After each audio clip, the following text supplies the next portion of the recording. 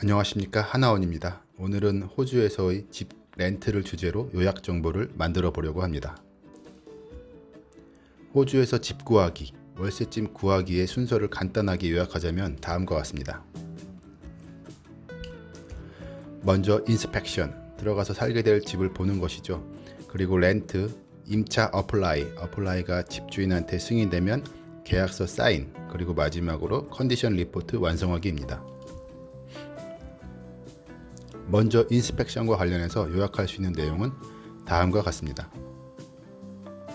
많이들 알고 계시는 realestate.com 그리고 domain.com도 있고요. 이들 사이트 어플을 통해서 지역별, 주택 형태별, 사이즈별로 희망하는 주택을 검색할 수가 있습니다. 먼저 호주에서 월세집 구하기를 위해서 간략하게 알고 넘어갈 것이 있는데요.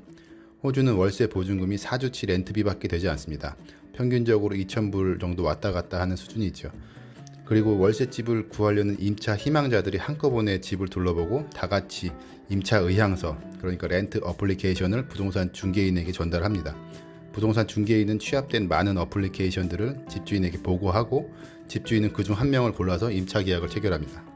마치 어디 취직이라도 하는 것 같은데, 이게 무슨 말씀을 드리고 싶은 거냐면, 호주에서 렌트를 구한다라는 것은 평소에 꿈꿨던 예쁜 집을 골라서 들어가는 것이 아니고 집주인이 나를 허락해 줘야만 렌트를 구할 수가 있다는 것입니다. 내 마음대로 렌트 집을 구할 수 없는 상황이니까 가능한 많은 집들의 렌트 어플라이를 해야 한다는 것입니다. 그리고 이제 렌트 어플라이인데요. 말씀드린 것처럼 집이 마음에 쏙 들지 않아도 일단은 어플라이를 합니다.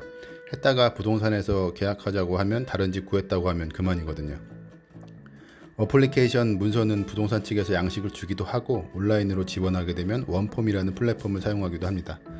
호주의 온라인 시스템은 가끔 매우 훌륭하고 간결하다는 느낌을 주기도 합니다. 이 원폼을 사용할 때 이때 첨부로 필요한 것들이 신분증, 페이슬립, 지난 렌트 이력 등이 있습니다. 이게 처음이 조금 생소하지 그 다음부터는 매우 쉬운 과정들입니다. 다만 이제 조기 유학 등으로 아이와 함께 호주에서 렌트를 하게 되실 거라면 아래 팁은 조금 도움이 될 수도 있습니다. 호주 내에서의 첫 렌트인데 직업도 없고 이전 렌트 히스토리도 없는 상황이어도 당황할 것이 전혀 없습니다. 머니가 있잖아요. 한국 계좌를 영문으로 잔고 증명해서 제출하는 것도 좋은 방법입니다. 나 지금 잡도 없고 뭐 그렇긴 하지만 너네 집에서 1년 사는 거 뭐 1도 아니니까 월세 밀릴 걱정은 하지 마라. 나 돈 많다. 이라는 메시지를 이제 주는 거죠. 그리고 렌트 어플라이 내에 자기소개 뭐 이런 비슷한 내용을 입력할 수가 있는데, 여기에도 나는 이제 매우 깔끔한 한국인이라는 것을 어필하는 것도 좋습니다. 그리고 마지막 카드로 돈을 더 내겠다고 하면 뭐 바로 계약할 수도 있는 거죠. 주 400불에 나온 집을 주 410불을 주겠다고 입력하는 거죠. 그래봤자 1년에 52주인데 520불 더 쓰시는 겁니다. 첫 렌트를 이제 구하기 위한 노력으로 충분히 쓸만한 금액이라고 생각을 합니다. 저는 개인적으로. 그리고 마지막으로 이제 우리는 한국인이라 매우 깨끗해 라는 렌트 어플라이가 통했다면 부동산 쪽에서 이제 계약서가 날라옵니다. 그러면 이 계약서 쓰면 이제 끝이에요. 다만 이제 전기, 수도, 가스 등이 렌트비에 포함되어 있는지는 다시 한번 확인하면 좋겠습니다. 참고로 아파트 유닛 같은 경우는 수도세가 렌트비에 포함되어 있는 집들이 꽤 있어요. 이런 집들이면 더 좋겠습니다. 그리고 본드비 전달하고 2주치 렌트비 선납합니다. 그러면 이제 끝, 계약 완성입니다.